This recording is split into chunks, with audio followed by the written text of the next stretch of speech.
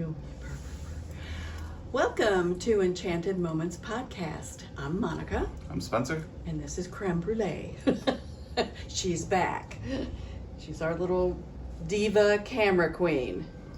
Anyway, it's very cold. It's very, very cold. And it's very busy time of the year. So what I'm going to share are a few of my secret hacks for spell casting, etc., that you can use to speed up your holiday work. We always gave these during our Wicca 101 classes, so it's been used and used and used, so feel free to do it or not. But here's a few. When you have a spell that wants you to leave the candle burning until it goes out, if you're home for 4 or 5 hours, that's not a problem. If you're in the middle of a busy season, you may want to try my birthday candle hack.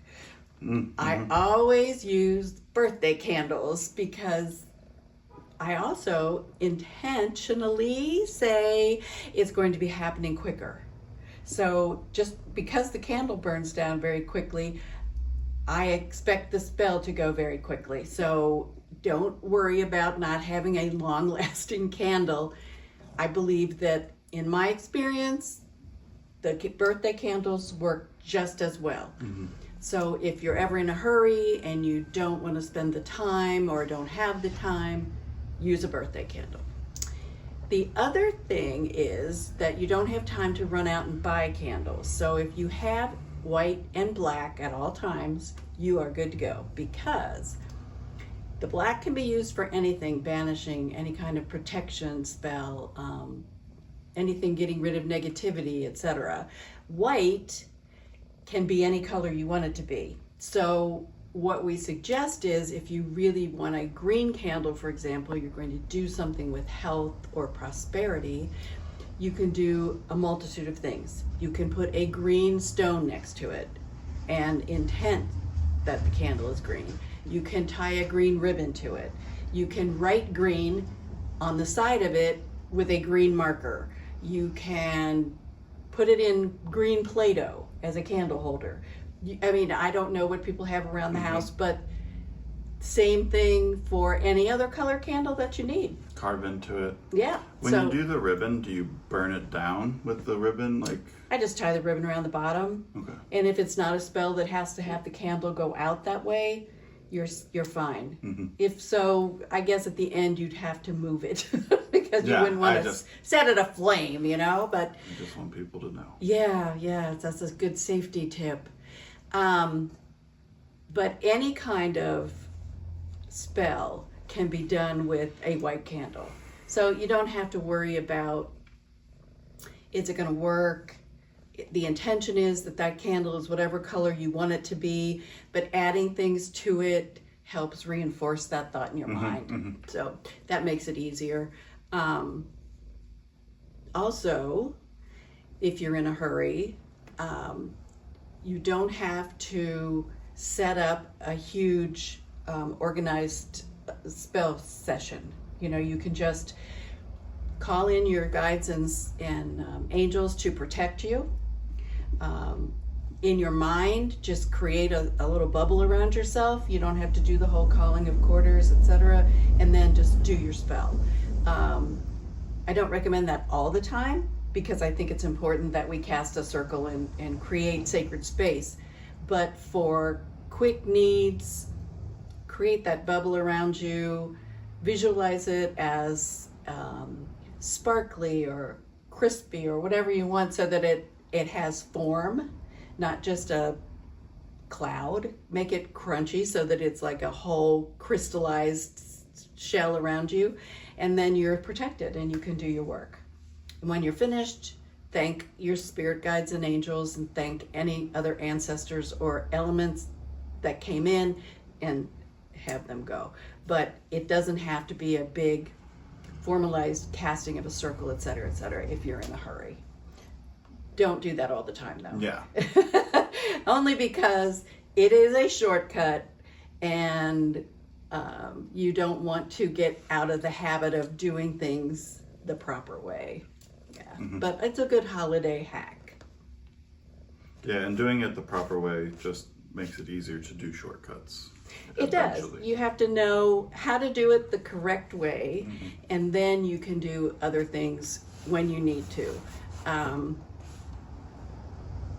The other one I wanted to give people is we have a lot of questions about banishing people, and I'm not a big fan of banishing people. I'm also not a fan of cutting cords to eliminate people. I don't like cutting. I think that's a very abrupt, energetic activity. Some people really work well with it. Here, this is what I've done.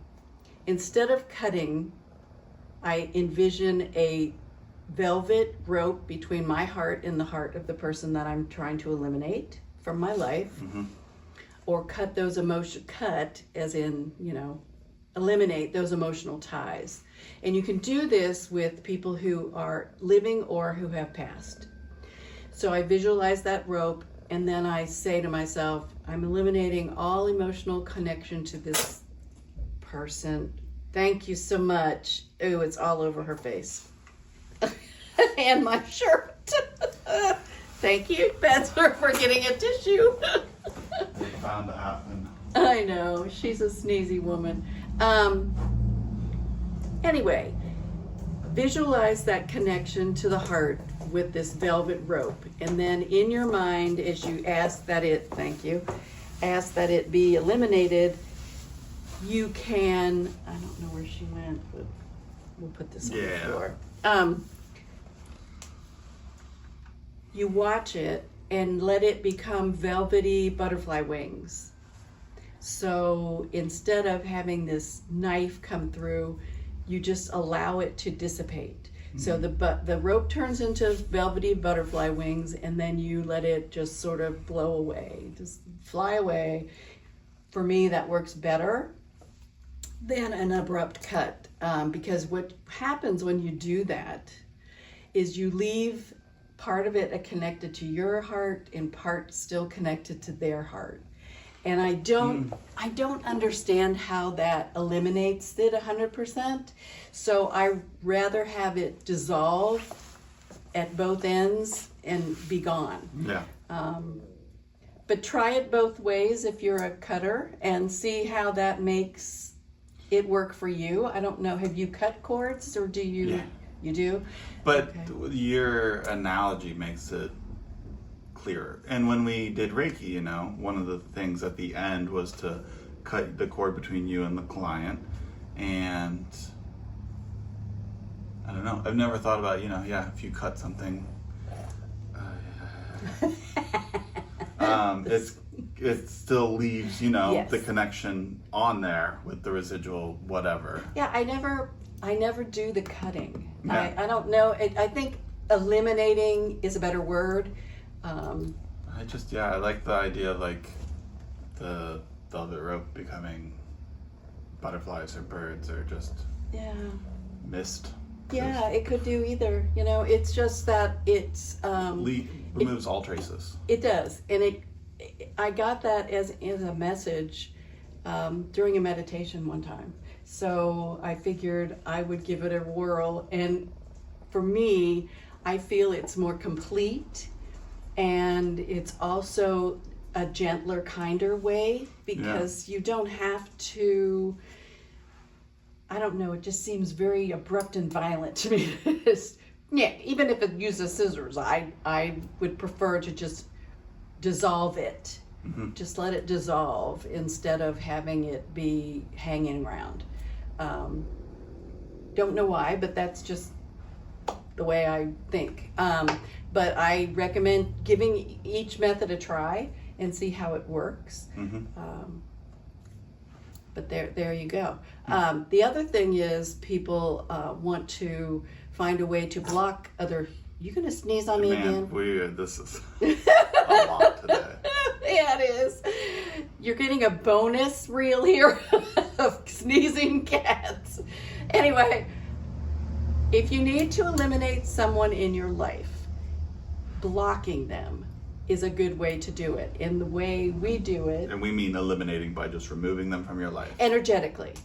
Oh, no, we don't believe in any kind of hitmen. No, this is energetic removal. But it also keeps them physically away from you, which is an amazing feat to do, but it works every time. And that is to get a little cup of some kind, Dixie cup, small Tupperware, whatever you have handy, and fill it with water. If you have a picture of the person you don't want to interact with, that's great. But if you don't, then just write their name on a piece of paper, fold it up and put it in the water, shove it in the back of your freezer. And what we call that is freezing them out. And just leave it there. And honestly, it works all the time. It's an amazing intention that just seems to be foolproof. I don't know why, but it always has been and continues to be, and it's an easy way to do that without creating any negative karma on your part. Sometimes when we do people from our lives, we actually create a negative piece of karma because you're approaching it from a negative perspective. And when you do the freezing, you're basically at neutral. You're just saying, I don't want this person in my life any longer. They're either causing problems, whatever, and just put them in that water and freeze them. And I just leave all those things back there. Mm-hmm. You could have many freezers full of pictures and stuff. So when you move or you get a new refrigerator. Yeah. It's usually a long period of time. So I would suspect that once that person breaks the habit of being an obnoxious person in your life, I've never had one come back. Oh, do you dispose of it or do you just keep it in your freezer forever? If I have to move, I would just leave it in. Mm-hmm. If I am getting rid of the refrigerator, I would just throw it away. You wouldn't switch it to a new freezer? Not unless it was a continuing issue. Okay. But if it's been years, I wouldn't think it would be a problem anymore. I've never had any of them come back. No, yeah, I knew you'd said once before, like if you move, you took them. So then it just I took bags. I have another weird thing where you put it in a bag. You put the issue in a bag. So if something is a problem for you, I had a closet full of bags. No, I thought that This is a freezing thing? No, I thought it was a freezing thing, but we're going to have to talk about the bag thing. Okay, now we have to talk about bags. Lunch bags, any kind of paper bag. And I write down what's going on that I can't deal with. It's just not, I can't resolve it, I don't know how to do it, whatever. And I write universe on the bag. And I put the stuff in the bag and I roll it up and I throw it in the top of a closet. And it's the same thing as if you burned it. Uh-huh. But instead of burning it, if you don't have that option, I have a whole closet full of bags. And I did throw those away. Because it usually resolves itself reasonably quickly. So if you're turning it over to the universe to deal with because you have no answer yourself and you're struggling with that, then by the time you clean your closet or move, it's taken care of. So anyway, I have bags. The same thing as if you wrote it on bay leaves and burned it, or paper and burned it, yeah. And created that ritual. But the bag is just quick. I can't deal with this. Throw it in a bag, write universe on it, and say it's yours. It's just another visualization, basically, to deal with those kinds of things. The freezing thing, though, always seems to work. And like I said, no karma. So you don't have to worry about, am I creating a negative situation by doing something to release this person or to keep them from me. So instead of worrying about that, just put them in the freezer and you're good to go. So it's always a handy. Do you have any handy things that you do? No, I've known about the freezing one for a while, so. Yeah.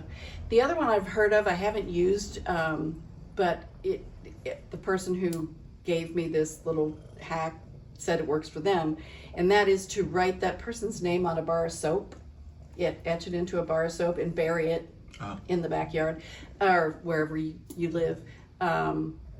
Never tried it. I'd hate to waste a whole bar of soap, It seems like something I wouldn't want to bury into the ground. I know, you wouldn't. But I was thinking, if I did that, I would use those little bars of soap you get at hotels when you stay. Because they're tiny and they're thin and they probably wouldn't be as disruptive to the environment. But I've heard it works. So I prefer freezing, but if you don't have the ability to do that, get a piece of soap. I really thought, I'm so glad you didn't say like carve their name into it and then wash yourself with it. Ah! Well, I was like, because then it'll eventually go away. I'm not sure. No, you bury it. Yeah, okay. No washing. Well, I'll stick to the freezer. Yeah, I do. The freezer is a much better choice for me. But I've heard it works very well. So just to give everybody many options. Another option, yep. Okay. Those are my really helpful. Why soap? I don't know. I'm like, could you do a piece of bark? I don't know. I don't. Okay. We could try it. I don't. There's no one I really need to. I don't either. I'm Okay. pretty happy with the way my life is going. Maybe we can do it to Krem's allergies. Yeah, true. That, or if anybody has any other hacks you want to share with us, please make a comment. Yeah. And we'll pass them along because we all have really intense times where we do a lot of ritual work. But during this period of time, it's the holidays, it's Everybody's on the run. everybody's on the run, and you become very stressed out. And rather than stress yourself out about making the time to do something like that, if you have something that needs to be done but you want to do quickly, try some of these and just see how it works for you. And we'd love to know how it works for you, so we can pass that along as well. But we appreciate you. We hope you have a lovely time till we get together again. Thanks for joining. Thanks. Watch out for cat sneezes. Yeah, really. Blech.